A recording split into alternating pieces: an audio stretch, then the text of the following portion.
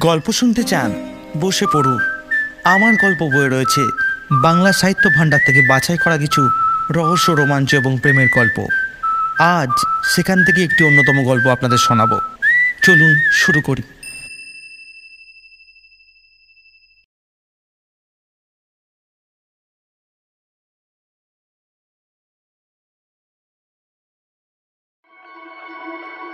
শুরু হচ্ছে আজকের গল্প ত্রৈলোক্যনাথ মুখোপাধ্যায়ের বেতাল ষড়বিংশতি।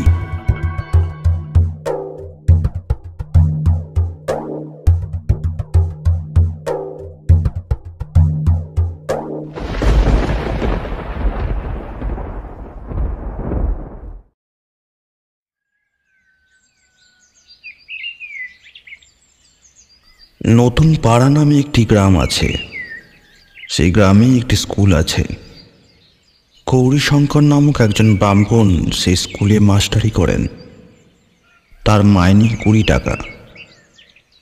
20 টাকা মাইনে পেয়ে কেউ বড় মানুষ হতে পারে না, কিন্তু বড় মানুষ হতে গৌরীশঙ্করের বড় ইচ্ছে।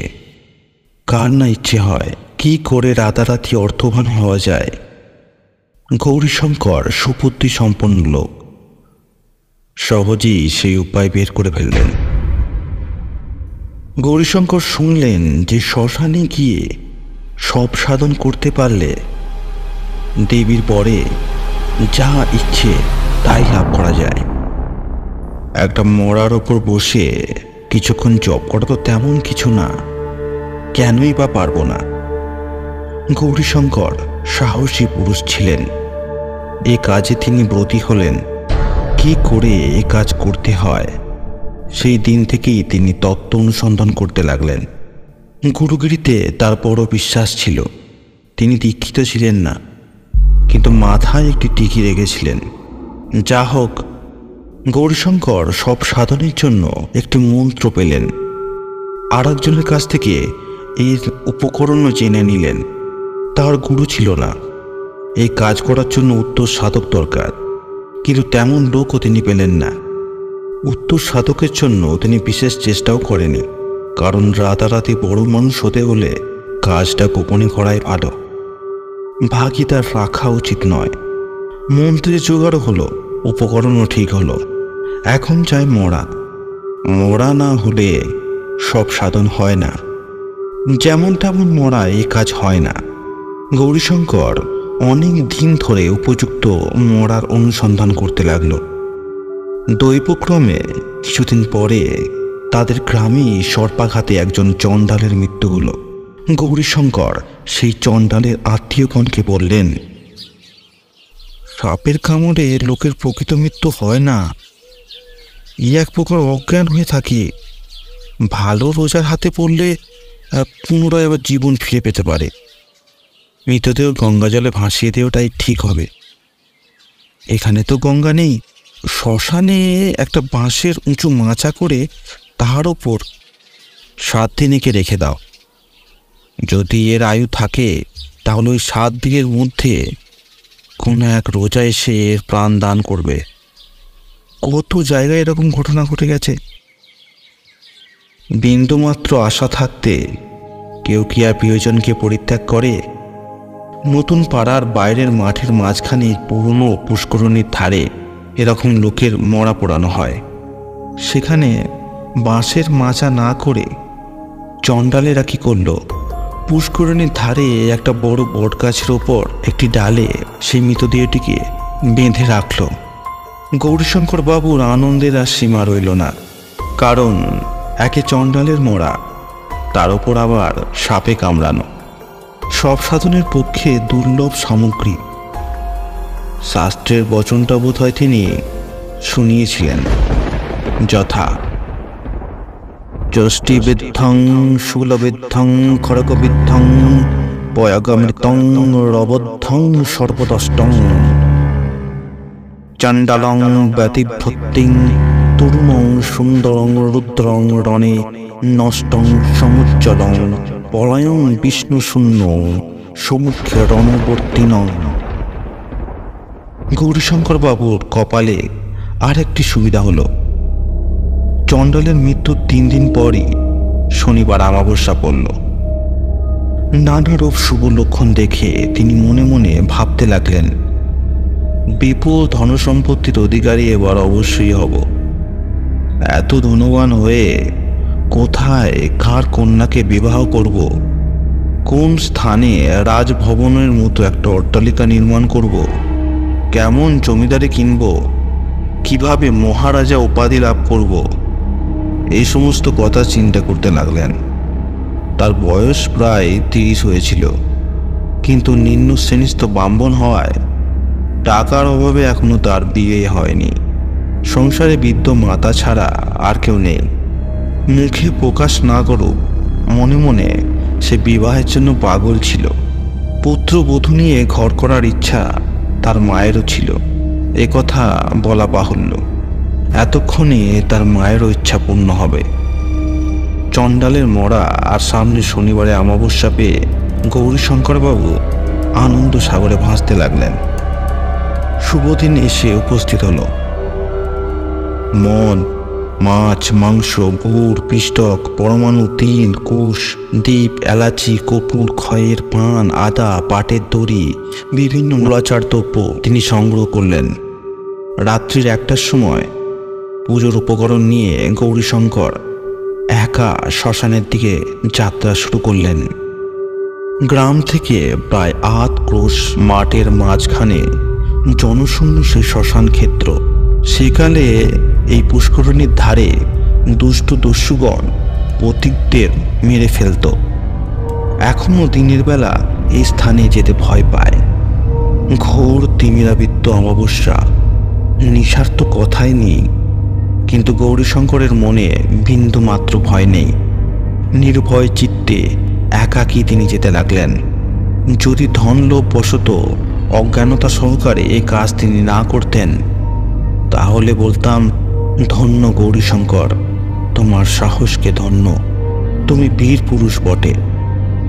বীর সাধনে মন্ত্রসিদ্ধ হবার তুমি উপযুক্ত, কিন্তু তোমার অজ্ঞানতার জন্য দুঃখ হয়। তুমি মানুষের কাছে উপদেশ না নিয়ে সমুদয় সরাচর জগতের শিক্ষাদাতা সদাশিবকে একান্ত মনে গুরুপদে বরণ করলে কেন? একা নির্ভয় হৃদয়ে গৌরীশঙ্কর যেতে লাগলেন। ঘোর অন্ধকার, ভয়াবহ নির্জন শ্মশান ভূমি। রাত্রি 1 প্রহরের সময় সেই স্থানে গিয়ে উপস্থিত হলেন। শ্মশানে উপস্থিত হয়ে প্রথম তিনি অঘোর মন্ত্র দ্বারা চারিদিক রক্ষা করলেন। তারপর পুষ্করিণীর জলে স্নান করে তিনি অদ্ভুত এক চিতার ওপর পুজোর স্থান চিহ্নিত করলেন। তার পাশে একটি প্রদীপ রাখার জন্য সামান্য গর্ত খুঁড়লেন। অবশেষে তিনি ধীরে ধীরে সেই বট গাছে উঠলেন। পকেট থেকে একটি দেশলাই চালিয়ে মৃতদেহটিকে দেখতে পেলেন। মরার দিকে লক্ষ্য করে আরেকটি মন্ত্র বলে মরাটিকে নমস্কার করলেন। তারপর মৃতদেহটিকে 3 বার পুষ্পাঞ্জলি দিয়ে তিনি কয়েকটি মন্ত্র পাঠ করলেন। অবশেষে যে দড়ি দিয়ে মৃতদেহটিকে গাছের সঙ্গে বাঁধা ছিল সেটা কাটতে লাগলেন। যথাসাধ্য চেষ্টা করে ধীরে ধীরে মরাটাকে গাছ থেকে নামালেন। তারপর মরার কোমর ধরে পুজোর স্থানে তাকে টেনে নিয়ে গেলেন। পুষ্করিণী থেকে কলসি কলসি জল এনে তাকে ভালো করে স্নান করালেন। তারপর চন্দন আদি সুগন্ধ দিয়ে তার সারা শরীরটিকে লেপন করতে লাগলেন। গৌরীশঙ্কর যখন এরকম করছে, তখন মরা একবার হুহুঙ্কার শব্দ করে দাঁতে দাঁত কটমট করতে লাগলো। তার মুখতেজ তখন ভয়ানক মূর্তি ধারণ করল, কিন্তু গৌরীশঙ্কর তাতে একটু ভীত হলো না। মরা শরীরে তিনি বারবার থু থু দিতে লাগলেন। মরা আবার স্থির হলো। তখন তাকে পুনরায় আবার সেরকম চন্দনাদি মাখাতে লাগলেন। তারপর সেই অদ্ভুত চিতার উপর তিনি কুশ ছড়ালেন। মরার কোমর ধরে সেই কুশের উপর করে শোয়ালেন। তারপর এলাচি, কর্পূর এবং বিভিন্ন মশলা সংযুক্ত একটি পান তার মুখে দিয়ে মোড়াটিকে ওপর করলেন। এরকম কোণা করে তাহার পিঠে চন্দনের দ্বারা একটা চারিকোণা ঘর আঁকলেন। সেই চারিকোণা ঘরের ভিতর একটা অষ্টদল পদ্ম আঁকলেন। মরা যাতে উঠতে না পারে তাই তার পা দুটোকে পাটির সুতো দিয়ে খুব জোরে বেঁধে দিলেন। অবশেষে মরার পিঠে একখানি কম্বল পেতে তার উপর উঠে বসলেন। মরার দুই হাতের ওপর পা দুটোকে চেপে বসলেন এবং হাতের ওপর কুশ ছড়িয়ে দিলেন। মরার ওপর দীর্ঘ কেশ ছিল, সেই চুলগুলি খুলে গৌরীশঙ্কর ঝুঁটি বেঁধে নিলেন। মন্ত্র মন্ত্র পাঠ করে চারিদিকে ছড়িয়ে দিলেন। তারপর কয়েকটি মন্ত্র পাঠ করলেন। এরকম নানা প্রকার আয়োজন ও মন্ত্র পাঠ করে গৌরীশঙ্কর পুজো আরম্ভ করল। গুরু নেই যে শুরুর পুজো করবেন, কাজেই প্রথম তিনি 10 দিকপালের পুজো করলেন। তারপর ইন্দ্রকে বলি প্রদান করলেন। নানা মন্ত্রে ও নানা উপকরণে দেবতাদিগের পুজো করলেন। গৌরীশঙ্কর জপ আরম্ভ করলেন। অমাবস্যা রাত্রি তো ছিলই, তার ওপর ক্রমে ক্রমে আকাশ ঘোর মেঘাচ্ছন্ন হলো এবং পুরো পৃথিবী যেন ঘোর অন্ধকারে আচ্ছন্ন হলো। মনে হলো ঠিক প্রলয় শুরু হবে। তারপর ভাবতে না ভাবতেই তুমুল ঝঞ্ঝাবাতে 10 দিক পূর্ণ হলো। প্রবল বায়ু গৌরীশঙ্করকে যেন মোড়ার ওপর থেকে ফেলার চেষ্টা করল, কিন্তু তাকে ওঠাতে পারল না। দৃঢ় বিরাসনে তিনি শবের পিঠে বসে রইলেন। দাঁত কিটমিট করে হুহুঙ্কার শব্দ করে মোড়া উঠতে চেষ্টা করল, কিন্তু মোড়ার পা দুটি পাটের দড়ি দিয়ে এতটাই শক্ত করে বাঁধা যে মোড়া নড়তে পারছিল না। তার উপর হাত দুটোকে নিজের পায়ের তলায় এত জোরে শক্ত করে চেপে রেখেছিল যে মোড়া কোনোভাবেই ওঠার চেষ্টা করলেও তাতে সক্ষম হলো না। এই সময় আকাশে মাঝে মাঝে উল্কাপাত হতে লাগলো, মাঝে মাঝে বিদ্যুৎ খেলতে লাগলো। ঘোর বজ্র শব্দে কানে যেন তালা ধরে গেল। এই ঘোর উপদ্রবেও গৌরীশঙ্কর কোনোভাবেই ভয় পেল না। শবের ওপর বসে একান্ত মনে জপ করতে লাগলো। ধীরে ধীরে আকাশ পরিষ্কার হলো, বাতাস বওয়া বন্ধ হলো, চারিদিক আস্তে আস্তে স্থির হয়ে গেল। তারপরে হঠাৎ চারিদিক থেকে বন্য শূকরের পাল ছুটে আসতে লাগলো, তাদের দাঁত দিয়ে গৌরীশঙ্করকে বিদ্ধ করার জন্য। এরকম হঠাৎ বিপদ দেখে কিছুক্ষণের জন্য গৌরীশঙ্কর চমকে গেলেন। তারপরই আবার চোখ বন্ধ করে তিনি জপে মন দিলেন।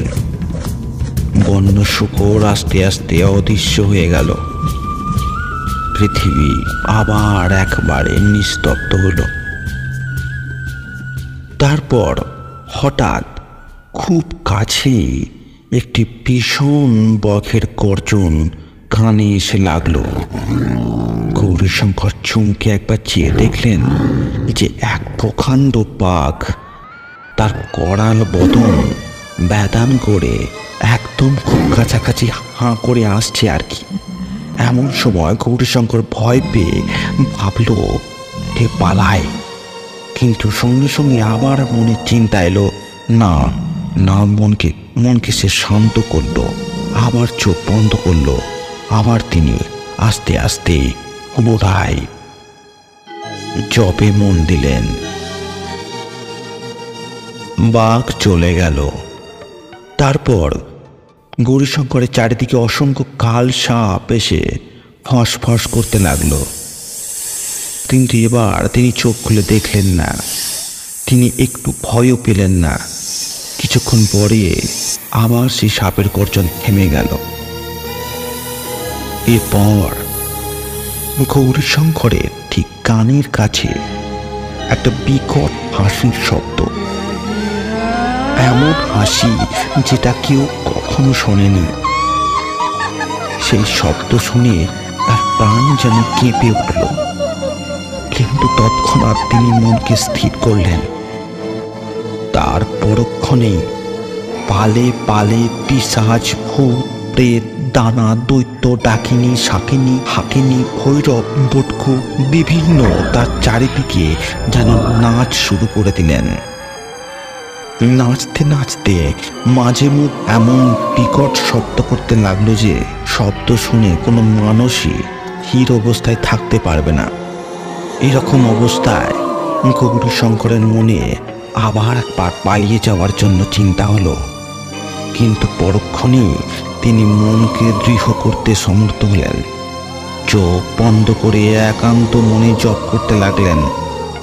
গৌরীশঙ্কর ভাবলেন যে ভূত প্রেত কখনো দেখিনি, একবার চেয়ে দেখি ভূত প্রেত কেমন হয়।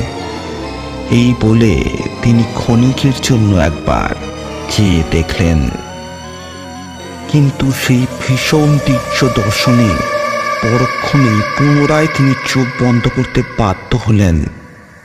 সে বিকট মূর্তি দেখে কেউ স্থির থাকতে পারে না। সেই অন্ধকারে তিনি তাদেরকে দেখতে পেতেন না, যদি না তাদের মুখ থেকে আগুনের ফুলকি বেরিয়ে আসত। সেই আলোকে তাদের রূপ তার চোখে পড়ল।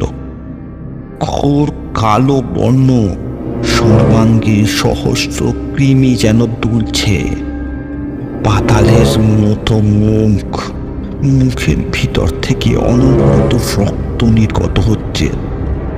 গজ দাঁতের মতো বড় বড় কিন্তু পাকানো বিশাল বড় দাঁত। কপালে একটি মাত্র গোলাকার চক্ষু। সেই চোখ থেকে আগুনের ফুলকি যেন সাপের মতো বেরিয়ে আসছে। তিনি এক ঝটকায় শুধুমাত্র একটি ভূতের উপরই তার চোখ ফেলেছিলেন। সেই একজনের যৎসামান্য রূপের পরিচয় পেয়েই তার যে অবস্থা হয়েছিল, বাকিদের দেখার মতো অবস্থায় তিনি আর রইলেন না। কিছুক্ষণ পরে গরম একটা হাওয়া স্রোত তার মুখের উপর পড়ল। তিনি একবার চেয়ে দেখলেন যে ঠিক তার সম্মুখে এক বৃদ্ধা ডাকিনী হাঁ করে দীর্ঘ ও ঘোর রক্তবর্ণ জীব বার করে লেহন করছেন। বৃদ্ধ ডাকিনীর একটিও দাঁত নেই, সর্বশরীর তার শুষ্ক হয়ে গেছে, অতি ভয়ানক আকৃতি। ডাকিনীর জীব তার নাক স্পর্শ করে ফেলে আর কি। ডাকিনীকে দেখে তিনি তৎক্ষণাৎ চোখ বন্ধ করলেন। গৌরীশঙ্কর আবার জপ করতে লাগলেন। চারিদিকে ভূত প্রেত যেন নাচ করছে এবং সময় সময় বারবার ভূমিকম্প হতে লাগলো। গৌরীশঙ্কর মনে করলেন যে এই ভূমিকম্পে পৃথিবী বিদন্ন হয়ে আছে, মরার সঙ্গে তিনিও পাতাল পুরীতে নেমে যাচ্ছেন। কিন্তু পরক্ষণে হুশ করে আবার উঠে পড়লেন। আবার একবার মনে হলো যেন মরার সঙ্গে তিনি শূন্যে উঠে গেছেন, কিন্তু পরক্ষণে হুশ করে আবার নেমে পড়লেন। সেই সময় তার বুক ঢিপ ঢিপ করতে লাগলো, হৃৎপিণ্ড ফেটে যাবার উপক্রম হলো। যা হোক, অনেক কষ্টে মনকে স্থির করে আবার তিনি জপ করতে লাগলেন। ক্রমে ভূত প্রেতের উপদ্রব কমে গেল।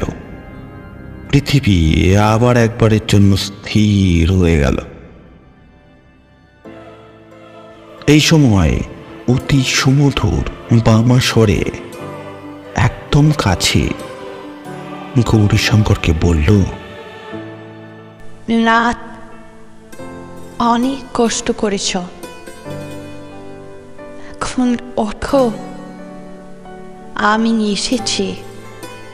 বিয়ের জন্য তুমি যে কতটা লালায়িত সেটা আমি জানি। এখন চেয়ে দেখো দেবী তোমার জন্য কি রূপ দক্ষিণ পাঠিয়েছেন। লাভ চিরকাল তোমাকে আমি প্রেমে আবদ্ধ রাখবো। যে স্বর্গিক রূপ সচিন চোখে প্রদান করি, সেই সুখ তোমাকে দেব। হে প্রাণনাথ, চোখ খান করো, এই বিভৎস আসনের ওপর থেকে উঠে বসো। কামিনীর সমুদর সুরে গৌরীশঙ্করের হৃদয়ে যেন সুধা সিঞ্চিত করল। তিনি চেয়ে দেখলেন সম্মুখে যৌবন প্রাপ্ত প্রায় চতুর্দশ বর্ষ বয়স্কা কামিনী। তার রূপে সে অমাবস্যা রাত্রিও আলোকিত হয়েছিল। কামিনীর মধুর বচনে গৌরীশঙ্করের হৃদয় শীতল হল। তার স্থির বিদ্যুৎ সমরূপ মাধুরী দর্শনে তার মন মোহিত হল। তিনি মনে করলেন, কাজ কি আর এই ধনে? দেবী যখন কৃপা করে এমন জগৎ মোহিনী যুবতীকে আমার কাছে পাঠিয়েছেন, তখন একে নিয়ে পরম সুখে আমি জীবন অতিবাহিত করব। আমার যতই ধন ঐশ্বর্য হোক না কেন, সমস্ত পৃথিবী খুঁজেও আমি এমন অপরূপ নারী জীবন পাব না। আর যকে প্রয়োজন নেই, উঠে একে আমি হৃদয়ে ধারণ করি। এইরূপ চিন্তা করে গৌরীশঙ্কর সবের উপর থেকে উঠবার উপক্রম করলেন।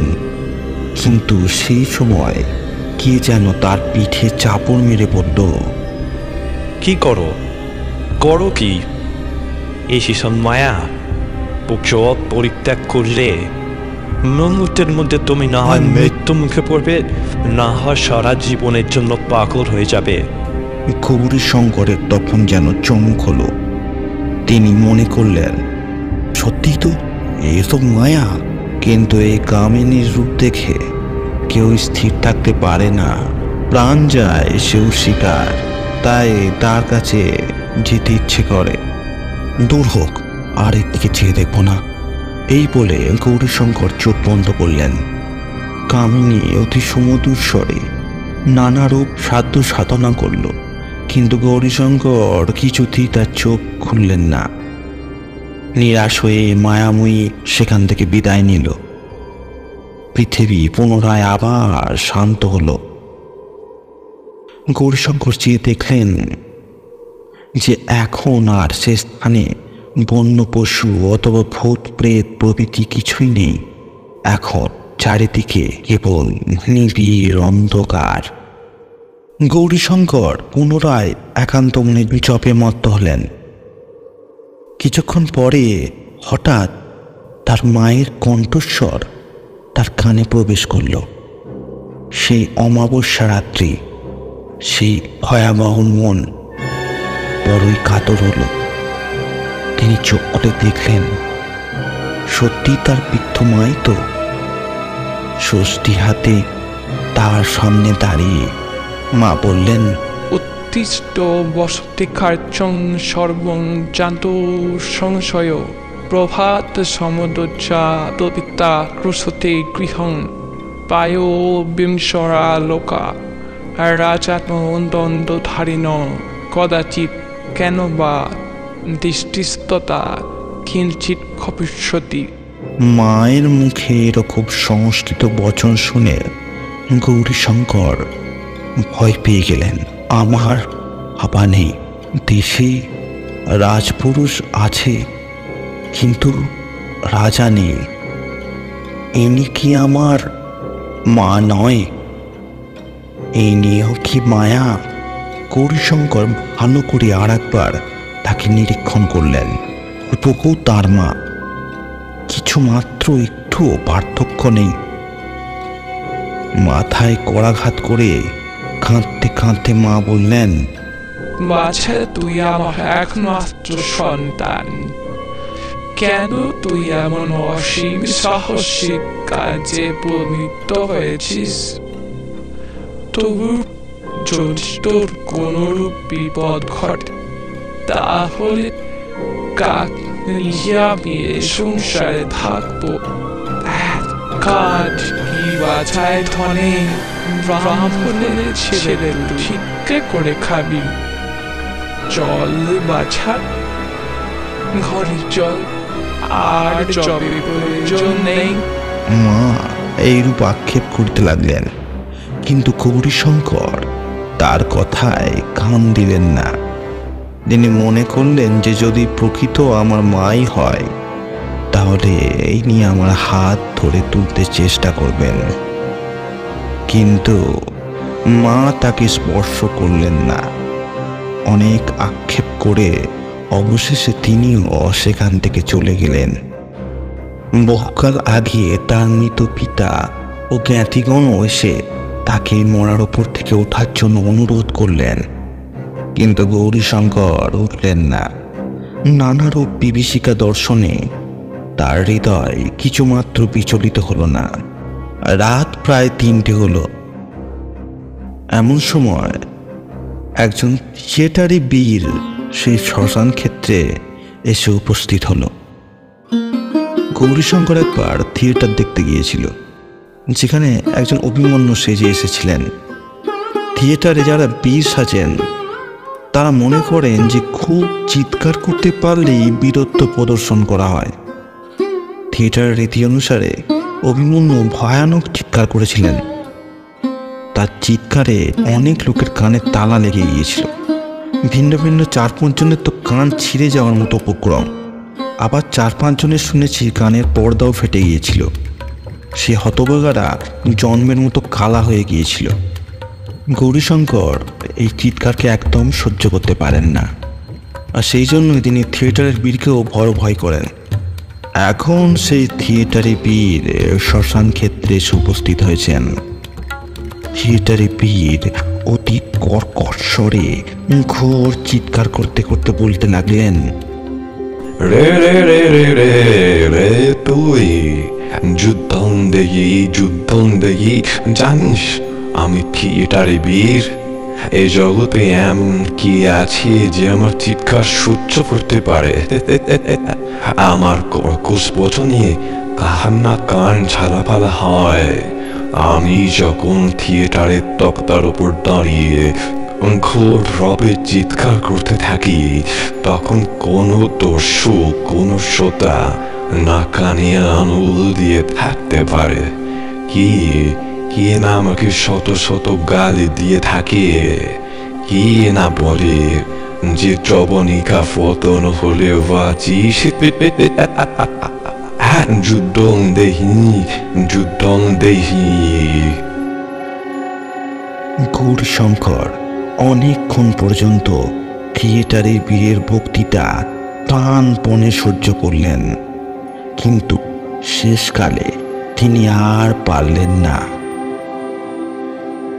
হায় হায়, এত কষ্ট করে শেষকালে সব বিফল হবে তিনি মনে করলেন।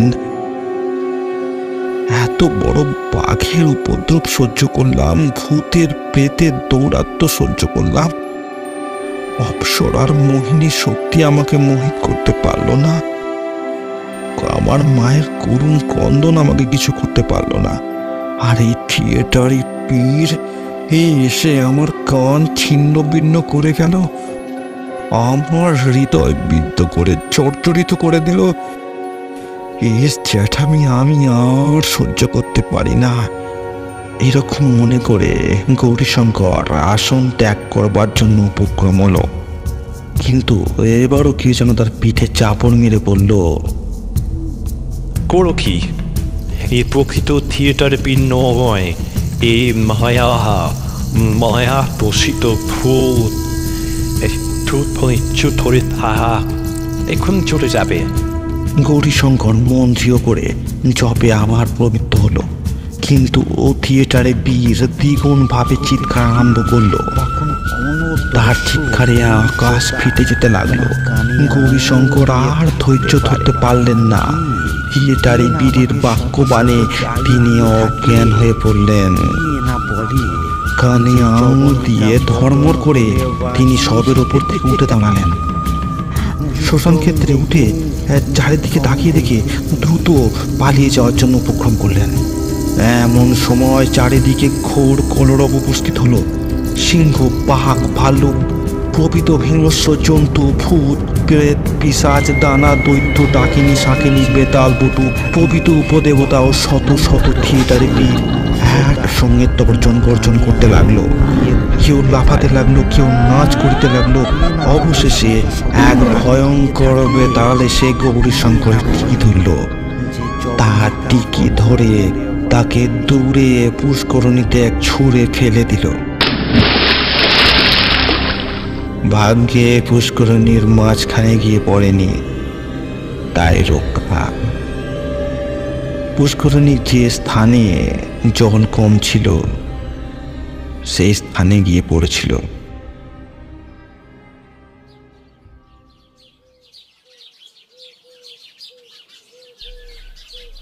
খুব সকালে একজন রাখাল বালক গৌরীশঙ্কর বাবুকে প্রথম এই অবস্থায় দেখলেন। তারপর চিৎকার করতেই চারিদিক থেকে লোক এসে পড়লেন। খুব কাছাকাছি চণ্ডালের মৃতদেহ এবং পুজোর আয়োজন দেখে তারা সব কিছু বুঝতে পারলেন যে কী কারণে এই দুর্ঘটনা ঘটেছে। গৌরীশঙ্কর বাবুকে ধরাধরি করে তারা সকলে মিলে বাড়ি নিয়ে গেল। প্রথমে ডাক্তার বৈদ্য এসে তার জ্ঞান ফেরানোর চেষ্টা করতে লাগলেন, কিন্তু কিছুতেই তাকে জ্ঞান ফেরানো গেল না। যদিও বা যৎসামান্যভাবে তার দেহে একটু জীবনের সঞ্চার হয়, তার মনে একটু জ্ঞানের উদয় হয়, কিন্তু প্রতিদিন রাত 3টের সময় গৌরীশঙ্করের পিঠে গুপগাপ শব্দ হয়। কেন যে তার পিঠে এরকম শব্দ হচ্ছে সেটা কেউ দেখতে পায় না, কিন্তু কে যেন সবলে তার পিঠে কিল মারছে এরকমই মনে হয়। আর সেই মারের চোটে, যন্ত্রণায় গৌরীশঙ্করের মুখ বিবর্ণ হয়ে পড়ে। দিনের বেলা তার শরীরে যা একটু বলের সঞ্চার হয়, মনে যা একটু জ্ঞানের উদয় হয়, সেই রাতের প্রহারের চোটে তার সব কিছু মুছে যায় এবং গৌরীশঙ্কর আবার যেন জড় পদার্থের মতো পড়ে থাকেন। এরকম ফলস্বরূপ ডাক্তার বৈদ্য দ্বারা কোনোভাবেই তার কোনো উপকার হয় না। ছেলের এরকম অবস্থা দেখে গৌরীশঙ্করের মায়ের দুঃখের আর সীমা রইল না। তিনি রাত দিন শুধু কাঁদতে থাকলেন। ঘুম, খাওয়া দাওয়া ছেড়ে তার ছেলের সেবা করতে লাগলেন। যেখানে কোনো রোজার কথা শুনতে পেতেন তিনি দৌড়ে যেতেন তাকে ডাকতে, তাকে কাকতি বিনতি করে ঝাড়ফুঁকের জন্য ডেকে নিয়ে আসতেন। দিনের বেলা যদিও একটু উপশম হয়, এক আধবার চোখ খুলে তাকানোর চেষ্টা করে, বিস্ময় মুখে এদিক ওদিক দেখতে থাকে, কিন্তু বেলাতে যা একটু উপকার হয়, রাত 3টে ভূতের সেই কুপকাপ কিলে গৌরীশঙ্কর আবার আগের মতো হয়ে যায়। এই কিলমার প্রায় আধ ঘন্টা ধরে চলে। ততক্ষণ গৌরীশঙ্কর গো গো শব্দ করতে থাকে এবং তার মুখ থেকে রক্ত মিশ্রিত ফেনা বের হয়। এতদিনে তার পিঠে কালশিটে দাগ পর্যন্ত পড়ে গেছে, কিন্তু কে এসে ওই স্থানে কিল মারে সেটা এখনো পর্যন্ত কেউ জানতে পারেনি। এরকমভাবে 11 দিন কেটে গেল। এখনো গৌরীশঙ্করের কোনরূপ জ্ঞান এলো না। এখনো প্রতি রাত্রে সে ভূতের মার চলতে লাগলো। সব সাধনার 11 দিন পর গৌরীশঙ্করের মা শুনলেন যে চণ্ডালের মৃতদেহ নিয়ে গৌরীশঙ্কর সব সাধনা করছিলেন তার জেঠুর ভূতের মন্ত্র সম্বন্ধে কিছু জ্ঞান আছে। গৌরীশঙ্করের মা তার কাছে গেলেন। প্রথমে তিনি কিছুতেই রাজি হলেন না, কারণ তার ভাইপোর দেহ নিয়ে গৌরীশঙ্কর এরকম কাজ করেছিলেন। গৌরীশঙ্করের মায়ের অনেক মিনতির পর সেই চণ্ডাল গৌরীশঙ্করের বাড়িতে এসে গৌরীশঙ্করকে ঝাড়ান কাড়ান করলেন। তার মন্ত্রের বলে সামান্য একটু উপকার হলো। এবার গৌরীশঙ্কর চেয়ে দেখার সঙ্গে সঙ্গে দুটি শব্দ উচ্চারণ করলেন, হি বি ইউ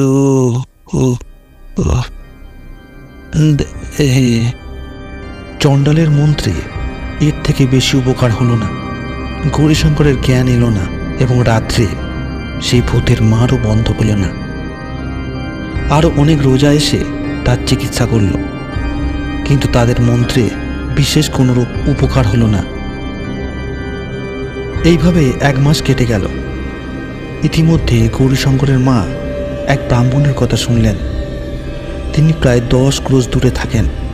তিনি ভূত প্রেত সম্বন্ধে জ্ঞানী ব্যক্তি বলে প্রসিদ্ধ। গৌরীশঙ্করের মা বৃদ্ধা ছিলেন, তাই লাঠি হাতে করে আস্তে আস্তে সে ব্রাহ্মণের গ্রামে গিয়ে উপস্থিত হলেন। ব্রাহ্মণের পায়ের তলায় তিনি শুয়ে পড়লেন। বৃদ্ধার কাতর মিনতি শুনে ব্রাহ্মণের দয়া হলো। তিনি গৌরীশঙ্করের কাছে এসে নানারূপ ওষুধ দিলেন এবং নানারূপ মন্ত্র পাঠ করলেন। 2 দিন পর্যন্ত এর কোনো ফল এলো না। 3য় দিন রাত্রে আখং কং খো কাজোসিনো ব্রাহ্মণ যেই এই কয়টি শব্দ উচ্চারণ করেছেন, আর গৌরীশঙ্কর বিপরীতভাবে হেসে উঠিলেন।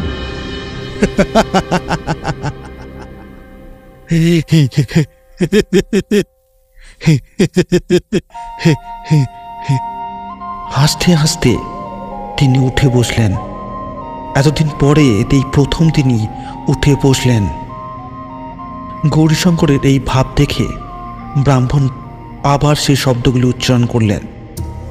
রা রাং সাং সাং লা লা হং সং স খং খো দং ও ধৌ সং ফু ফুং হিং হুং হুং খিং খিং সং হৌ স্তং স্তৌ রিং রিং খ্রিং খ্রিং খং সং ফং হুং ফটুক সাহা। এই শব্দগুলির অর্থ কি? যাদের এই সম্বন্ধে বোধ আছে তারা অনায়াসই সেটা বুঝতে পারবেন। নানাভাবে মন্ত্র বলে ব্রাহ্মণ গৌরীশঙ্করকে জড়ভাব থেকে মুক্ত করলেন, কিন্তু তিনি ঘোর উন্মাদ অবস্থায় রইলেন। তার জ্ঞান কিছুমাত্র হলো না। রাত্রিতে সেই মারও বন্ধ হলো না। গৌরীশঙ্কর যথারীতি খাওয়া দাওয়া করতে লাগলেন, উঠে হেঁটে বেড়াতে লাগলেন। ব্রাহ্মণের চিকিৎসায় এই পর্যন্তই কাজ হলো, কিন্তু তিনি কথা বলতেন না। কখনো কখনো আপনা আপনি অথবা লোকের কথার উত্তরে কেবল থি বি জু দে এই শব্দ উচ্চারণ করতেন। এই দুটি শব্দ ছাড়া অন্য কোনো কথা তিনি মুখে আনতেন না। এই দুটি শব্দ উচ্চারণ করবার মাত্র তার সর্বশরীরে যেন শিহরে উঠত। সে সময় আতঙ্কে তার মুখমণ্ডল বিবর্ণ হয়ে উঠত। প্রতি রাত্রে ভূতের মারে গৌরীশঙ্করের দেহ দিন দিন শীর্ণ হতে লাগলো। অবশেষে গৌরীশঙ্করের মাকে ব্রাহ্মণ বললেন, আপনার পুত্রকে সামান্য ভূতে পায়নি। সামান্য ভূত হলে আমি তার প্রতিকার করতে পারতাম। বেতালকে দূর করার ক্ষমতা আমার নেই। এই বলে ব্রাহ্মণ সেখান থেকে চলে গেলেন। ছেলের এরকম পাগলামি এবং ভূতের মার, এই দুটি থেকে ছেলেকে বাঁচানোর জন্য তার মা যথাসাধ্য চেষ্টা করলেন, কিন্তু কিছুতেই তার চেষ্টা সফল হলো না। সেই তার একমাত্র ছেলে। তার যখন এই দশা হলো, তখন সংসার ধর্ম আর কাকে নিয়ে করবেন? বাড়িতে থেকে আর লাভ কি? মা ভাবলেন তার ছেলেকে নিয়ে যেদিক দুচোখ চাই চলে যাবেন, নানা তীর্থস্থানে ঘুরে বেড়াবেন। যদি কোনো এক স্থানে কোনো মহাত্মার সঙ্গে তার সাক্ষাৎ হয়, তার কৃপায় যদি তার ছেলে সুস্থ হয়ে যায়, আর তা যদি না হয় তাহলে পথে পথেই বেরিয়ে তার অবশিষ্ট জীবনটা শেষ করবেন। আর তার অবর্তমানে সেই পাগল ছেলের কপালে যা আছে তাই হবে। এই ভেবে তিনি তার ছেলেকে জিজ্ঞাসা করলেন, গৌরীশঙ্কর বাবা, আমরা যদি কাশী বৃন্দাবনে যাই তাহলে কি তুমি ভালো হবে? গৌরীশঙ্কর উত্তর দিলেন, থি বি জু দে। তার মা জানতেন ওই দুটি শব্দ ছাড়া গৌরীশঙ্করের মুখে আর অন্য কিছু শুনতে পারবেন না। তাও মায়ের প্রাণ। তিনি কেবল ওই দুটো শব্দ শুনবার জন্যই গৌরীশঙ্করকে নানাভাবে ডাকতেন। চোখের জল ফেলতে ফেলতে এবং চোখের জল মুছতে মুছতে ছেলের সঙ্গে গল্প করতেন, কিন্তু ছেলে কেবল ওই দুটি শব্দই বলতেন, থি বি জু দে। ছেলেকে নিয়ে গৌরীশঙ্করের মা বাড়ি থেকে বেরিয়ে পড়লেন। প্রথম ছিল অর্থাভাব, দ্বিতীয় 5 জনের সঙ্গে দেখা হওয়ার সম্ভাবনা। এই দুই কারণে তারা পথ চলতে লাগলেন। মা বৃদ্ধা ছিলেন, খুব বেশি পথ চলার শক্তি তার ছিল না। একদিনের পথ তিনি 4 দিনে অতিক্রম করতে লাগলেন। তার হাতে যা সামান্য টাকা ছিল, যাতে তাড়াতাড়ি তা শেষ হয়ে না যায়, তাই তিনি ভিক্ষা করা শুরু করলেন এবং সেইভাবে তাদের দিন চলতে লাগলো। পাগল ছেলের সঙ্গে বৃদ্ধা বামবনীকে দেখে অনেকেরই মায়া হতো। তারা তাদেরকে খাবার দাবার দিতেন। আবার অনেকেই ছেলের কীভাবে এরকম দশা হয়েছে তা শুনে বৃদ্ধার দুঃখে দুঃখী হতেন। তার দুঃখে কাতর হয়ে অনেক ধনবান লোকের গৃহিণীরা তাকে নগদ টাকাও দিতেন। পুত্রের চিকিৎসায় কোনোভাবে যদি তার টাকা লাগে, তাই তিনি যতটা সম্ভব সঞ্চয় করতে লাগলেন। এইভাবে দুজনে গয়া, কাশী, প্রয়াগ, বৃন্দাবন, হরিদ্বার, কুরুক্ষেত্র প্রভৃতি নানা তীর্থস্থান ভ্রমণ করলেন। সাধু সন্ন্যাসীদের দেখলেই তার মা অতি বিনীতভাবে তার ছেলের সম্বন্ধে বলতেন, কিন্তু কোনো স্থানে কারো দ্বারা তার বাসনা পূর্ণ হয়নি। গৌরীশঙ্করকে কেউই সে বিপদ থেকে মুক্ত করতে পারলেন না। তবে হাওয়া বদল এবং নানা দেশে পর্যটনে, নানা দৃশ্য দর্শনে একটা উপকার হলো যে গৌরীশঙ্করের মনে যে বিষম ভাব ছিল তা দূর হয়ে গেল। আগের থেকে তার মনে প্রফুল্ল ভাব দেখা গেল। কিন্তু যে স্থানেই তিনি যান এবং যেখানেই তিনি রাত্রি কাটান না কেন, রাত্রে ভূতের প্রহার কিন্তু বন্ধ হয় না। তবে প্রহারের চোটে পিঠে অনেকটা কড়া পড়ে গেছে। পিঠ কঠিন হয়ে গিয়ে আগের থেকে যন্ত্রণা কিছুটা কমেছে। যা হোক, গৌরীশঙ্করের পাগলামিও ঘুচল না, আর ভূতও তাকে ছাড়ল না। এইভাবে 3 বছর পথে পথে কেটে গেল। মায়ের বার্ধক্য দিন দিন বাড়তে লাগল। পথক্লেশ এবং ভাবনা চিন্তায় দিন দিন তিনি আরও দুর্বল হয়ে গেলেন এবং চোখের দৃষ্টিশক্তিও ক্রমে ক্ষীণ হতে লাগল। রোগগ্রস্ত হয়ে যদি কিছুদিন তাকে পড়ে থাকতে হয়, তাহলে তাদের দুজনের কি হবে, এবং আবার যদি তার মৃত্যু হয়ে যায়, তাহলে তার অবর্তমানে তার পুত্রের কি দশা হবে, এই ভেবে তার প্রাণ আকুল হয়ে উঠত। 3 বছর পরে শীতকালের সকালে তারা উত্তরাখণ্ড থেকে নেমে আবার হরিদ্বারে এসে উপস্থিত হলেন। হরিদ্বারের কাছে জালাপুর নামে একটি গ্রাম আছে। সে গ্রামের একদম শেষে একটা বড় আমবাগান আছে। একদিন দুপুরে গৌরীশঙ্কর ও তার মা সেই বাগানের কাছে এসে উপস্থিত হলেন। পথশ্রমে তারা কাতর হয়েছিল, তাই দুজনেই একটি গাছের তলায় বসে পড়লেন। সেই গাছের তলায় আর একজন লোক বাঙালির মতো পোশাক পরে চাদরটা মাথায় বেঁধে বসে আছেন। সাধু সন্ন্যাসীর মতো তার বেশভূষা ছিল না। ভদ্র বাঙালি সন্তানের যেমন হয়, ঠিক তেমনই পোশাক পরিচ্ছদ এবং ভাবভঙ্গি। তার বয়স 30 বছরের থেকে একটু বেশি হবে। সাধু সন্ন্যাসী দেখলেই গৌরীশঙ্করের মা তার পুত্রের কথা জিজ্ঞাসা করেন। ইনি যেহেতু সাধু নন, তাই বৃদ্ধা তাকে কোনো কথা জিজ্ঞাসা করলেন না। সেই লোকটি একটি গাছে ঠেস দিয়ে বিশ্রাম করছিলেন। মা ও ছেলে সেই জায়গায় এসে তার কাছে একটু দূরে বসে পড়লেন। বাঙালি তাদের প্রতি একবার তাকিয়ে চমকে উঠলেন। তারপর কিছুক্ষণের জন্য স্থির দৃষ্টিতে গৌরীশঙ্করকে দেখতে লাগলেন। গৌরীশঙ্করকে ভালো করে দেখে চোখ বন্ধ করলেন এবং ভাবতে লাগলেন। অবশেষে চোখ খুলে তিনি বৃদ্ধাকে জিজ্ঞাসা করলেন, মা, আমি বাঙালি, তোমরা আমার দেশের লোক। কতদিন ধরে তোমার ছেলের এই দশা হয়েছে? সামান্য এই কয়েকটি কথা শুনেই বৃদ্ধার মনে কেমন এক অনির্বাচনীয় আশার সঞ্চার হলো।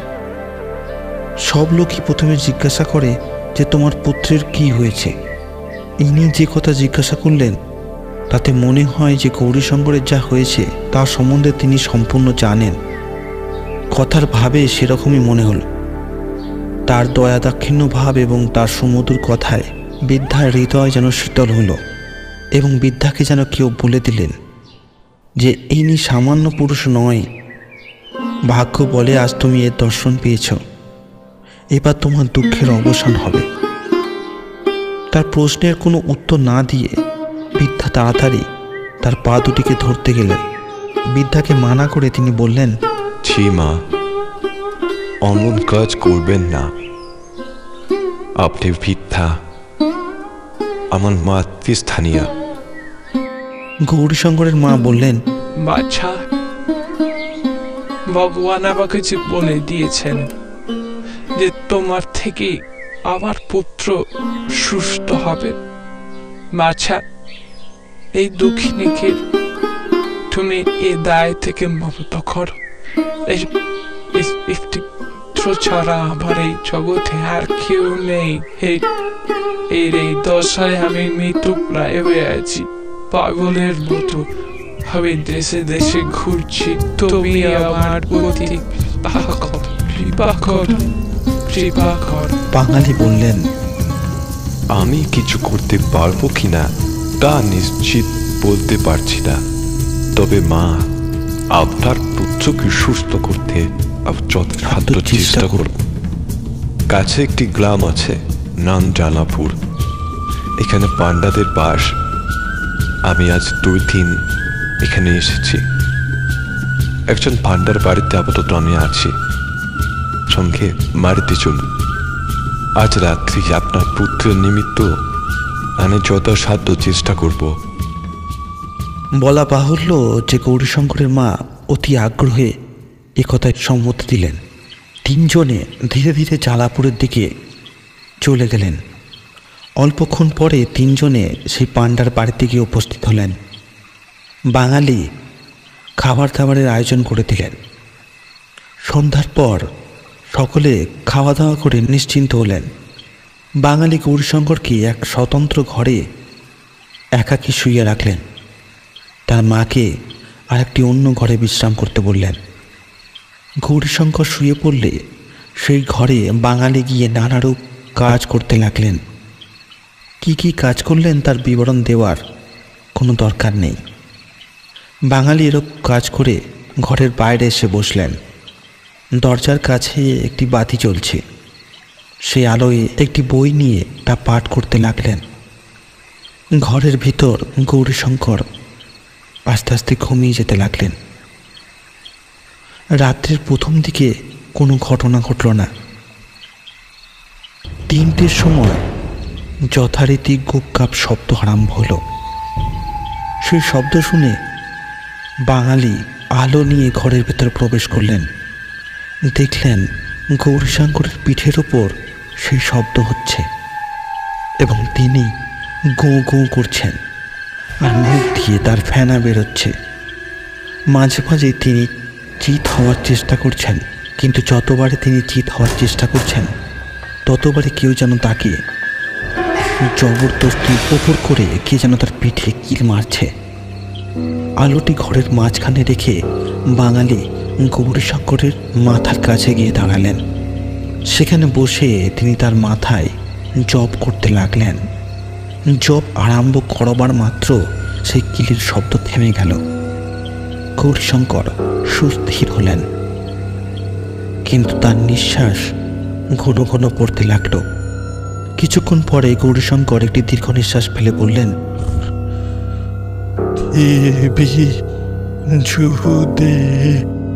বাঙালি বললেন, পরিষ্কার করে সকল কথা বলো।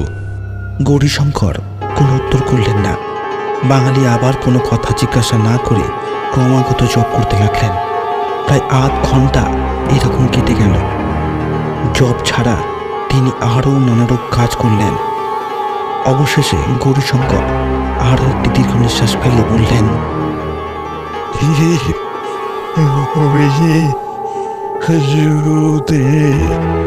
বাঙালি বললেন, ভালো করে বলো। গৌরীশঙ্কর বললেন, থিয়েটারে বীর যুদ্ধং দেহি। বাঙালি বললেন, থিয়েটারে বীর, আজ থেকে আর তুমি কি বিরক্ত করতে পারবে না? কেমন, আমার আজ্ঞা তুমি পালন করবে তো? গৌরীশঙ্কর এবার প্রকৃতপক্ষে বক্তা বলেন, আজ 3 বছর ধরে থিবিজুদে ছাড়া অন্য কোনো কথা তার মুখে আনেনি। আজ তিনি নানা রূপ কথা বলতে লাগলেন, কিন্তু এখন তিনি যেরকম কথা বলতে লাগলেন সেটা তার নিজের নয়। যে ভূত তাকে আশ্রয় করেছিল এটা তার কথা। গৌরীশঙ্করের মুখ দিয়ে ভূত বলল, মহাশয়, আপনি আমাকে যেরূপ আজ্ঞা করবেন আমি সেরূপ করব। এই ব্যক্তি অতি অন্যায় কাজ করেছে। অর্থ লোভে বিনা শিক্ষায় অসীম সাহসিক কাজে প্রবৃত্ত হয়েছিল। দেখি মন্ত্র সফল হয় কিনা, দেখি আরাধনা করলে ঈশ্বর সত্য সত্য মানুষের প্রতি কৃপা করেন কিনা। এরকম মনে করে মন্ত্র ও মহাশক্তির পরীক্ষা করতে গিয়েছিল এই ব্যক্তি। এইরূপ কাজের এরকমই পরিণাম হয়। বাঙালি বললেন, যাই হোক, এর যথেষ্ট শাস্তি হয়েছে। আর কেন, একে এবার ধরতে দাও। ভূত বলল, আমি তো আগেই বলেছি যে আপনি যা বলবেন আমি তাই করব। আপনি মহাত্মা লোক, মানুষ আপনাকে জানে না, কিন্তু আমি আপনাকে জানি। বিষ্ণু প্রয়াগ অঞ্চলে তুষারবৃত্ত হিমালয় শিখরে, যেখানে তাহার সঙ্গে আপনি সাক্ষাৎ করেন, যেখানে আপনি প্রভুর কাছে শিক্ষা লাভ করে নানা শাস্ত্রে অভিজ্ঞতা লাভ করেন, তা আমি জানি। যোগীগণ কেবল সমাধি যোগে যার দর্শন লাভ করেন তিনি সর্বদাই আপনার হৃদয় মন্দিরে বিরাজ করছেন। অতি সূক্ষ্ম পরমাণু থেকে জড় জগতের ওপর পারে সে মহান জ্যোতিমণ্ডল পর্যন্ত সকল বিষয় আপনি অবগত আছেন। শুধুমাত্র লোক শিক্ষার জন্য অজ্ঞের মতো অজ্ঞ সেজে সংসারে ঘুরে বেড়ান। মোহে মুগ্ধ, ক্ষুধায় জীর্ণ, রোগী রুগ্ন, শোকে আকুল ভারতের কোটি কোটি লোকের দুঃখ নিবারণের জন্য আপনি কত কষ্ট করেন, কত অপমাননা ভোগ করেন। লোকের জন্য আপনি অর্থ উপার্জন করে অকাতরে তা বিতরণ করেন। হে মহাত্মা, বাঙালি বললেন। চুপ। এই বলে তিনি গৌরীশঙ্করের মুখের দিকে এক দৃষ্টি চেয়ে রইলেন। অগ্নিশিখার মতো সেই দৃষ্টি যেন রোগীর ওপর পড়তে লাগল। তার সমুদয় মনের ভাব যেন রোগীর মনকে বিদ্ধ করে তাহার ভিতরে অতপ্রতভাবে প্রবেশ করতে লাগল।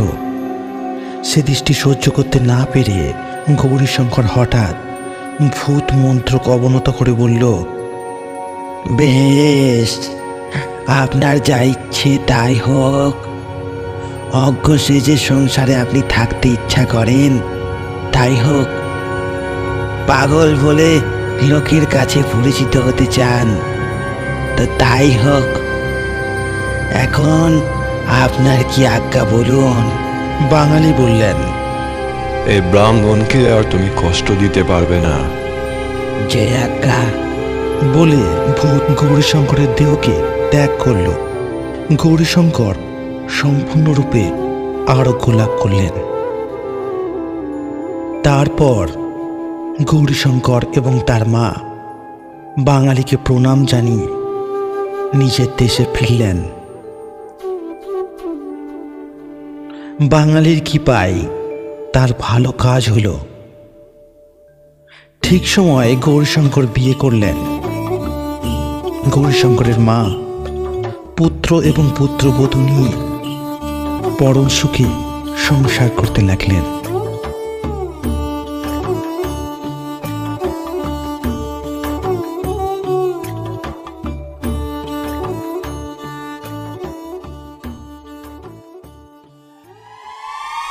শুনছিলেন ত্রৈলোক্যনাথ মুখোপাধ্যায়ের বেতাল ষড়বিংশতি।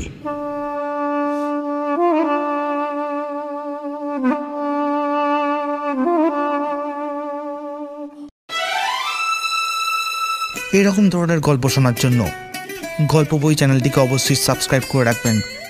দেখা হচ্ছে এরকমই কোনো গল্প নিয়ে, ততক্ষণের জন্য ভালো থাকবেন। ধন্যবাদ।